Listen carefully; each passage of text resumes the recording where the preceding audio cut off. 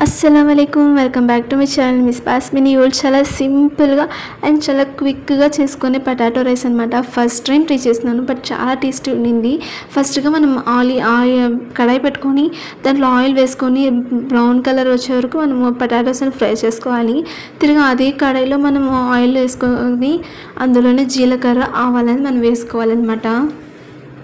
ఇంకా జీలకర్ర ఆవాలు వేసుకున్నాక బాగా చిటపటలాడేటప్పుడు సన్నగా కట్ చేసి పెట్టుకున్న ఆనియన్స్, దాంతోపాటు ఒక 2 పచ్చిమిర్చి నిలువుగా కట్ చేసుకునేది, అవి 2 వేసి మిక్స్ చేసుకోవాలన్నమాట. నేను నాకు ఒక్కదాని కోసమే చేసుకుంటున్నాను, ఎందుకంటే ఇంట్లో అందరూ ఫాస్టింగ్ రోజా ఉన్నారనమాట. సో వాళ్ళు ఉన్నారనేసి నా ఒక్కదాని కోసమే నేను పొటాటో రైస్ అనేది చేసుకుంటున్నాను.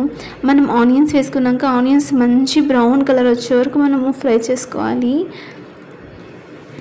చూసినా కదా, ఒక 10 మినిట్స్ అంటే 10 మినిట్స్ కూడా లేదు, ఒక 5 మినిట్స్లో రెడీ అయిపోతుంది పొటాటో రైస్ అనేది. సో ఈ కలర్ వచ్చినాక అందులో మనం రైస్ అనేది వేసుకోవాలి. రాత్రులు మిగిలిపోయిన రైస్లో మనం ఏం చేసేది అని ఆలోచించేదానికన్నా ఇది చాలా ఈజీగా చేసుకోవచ్చు అనమాట పొటాటో రైస్ అనేది. సో చూస్తున్నారు కదా, ఇంకా మనం రైస్ వేసినాక కొంచెం బాగా కలుపుకోవాలి. నా ఒక్కదానికి కాబట్టి నాకు కొంచెం తక్కువ క్వాంటిటీగా చేసుకుంటున్నాను. మీరు ఎక్కువ ఉంటే మీరు ఎక్కువగా యాడ్ చేసుకోవచ్చు అంతే. దీంట్లో నేను పౌడర్స్ ఏం యాడ్ చేయలేదు, చికెన్ మసాలా అంతా యాడ్ చేసుకున్నాను, వేరే ఏం యాడ్ చేసుకోలేదన్నమాట. ఇంకా లైట్గా మనం పైన ఉప్పు అనేది వేసుకోవాల్సి ఉంటుంది.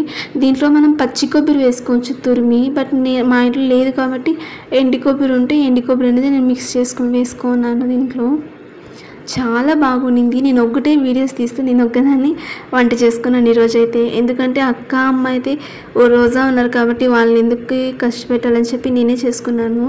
అండ్ నాకు వచ్చినంత వరకు నేను తినేతరా చేసుకున్నాను అనమాట. సో ఇంకా మనము ఆల్రెడీ ఫ్రై చేసి పెట్టుకున్న బంగాళదుంప కూడా మనం యాడ్ చేసుకోవాలన్నమాట. ఇంకా అది కూడా వేసుకొని బాగా కలుపుకోవాల్సి ఉంటుంది. దీంతోపాటు కొత్తిమీర కూడా యాడ్ చేసుకోవాలి. చాలా టేస్టీగానే ఉంటుంది, చాలా ఈజీగానే అయిపోతుంది రెసిపీ అనేది.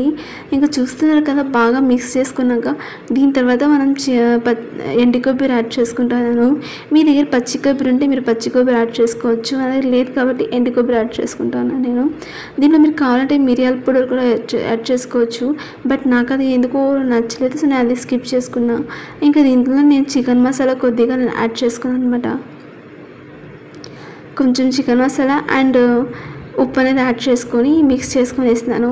ఇంకా అంతే, చాలా టేస్టీగా బంగాళదుంప రైస్ అయితే రేపు వేసింది అనమాట. So thanks for watching and subscribe my channel.